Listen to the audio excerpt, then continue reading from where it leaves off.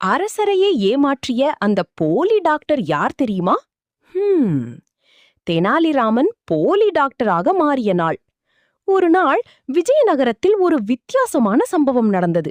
அரசரின் அரண்மனைக்குள் இருக்கும் அனைவரும் ஒரே நேரத்தில் வயிற்று வலி என்று புகார் சொல்ல ஆரம்பித்தார்கள். அரசர் கவலையில், நாட்டில் சிறந்த டாக்டரை உடனே அழைக்கவும் என்றார். அப்போது வழக்கம் போல புத்திசாலியான தெனாலிராமன் ஒரு திட்டம் போட்டார். அவர் உடனே ஒரு பெரிய தாடி, கண்ணாடி போட்டு மிகப்பெரிய மருத்துவர் போல வேஷம் போட்டார். அரண்மனைக்கு வந்து, நான் உலக புகழ் பெற்ற டாக்டர் என்று பெருமையாக சொன்னார். அவர் எல்லாரையும் பார்த்து ஒரு விசித்திரமான மருந்து கொடுத்தார். என்னன்னா, இன்று யாரும் சாப்பிடக்கூடாது, எல்லாரும் ஓய்வு எடுத்துக் கொள்ளுங்கள்.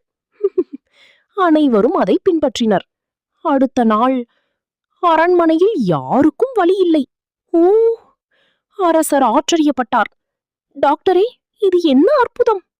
அப்போது தெனாலி சிரித்துக்கொண்டு தனது வேஷத்தை கழற்றி, அரசே, இது நோய் அல்ல, அதிகமாக சாப்பிட்டதின் விளைவு என்றார். அரசர் சிரித்தார். நீ உண்மையில் டாக்டர் இல்லை என்றாலும் புத்திசாலித்தனத்தால் எல்லாரையும் காப்பாற்றிவிட்டாய். அதிகம் சாப்பிடுவது பிரச்சனை தரும்.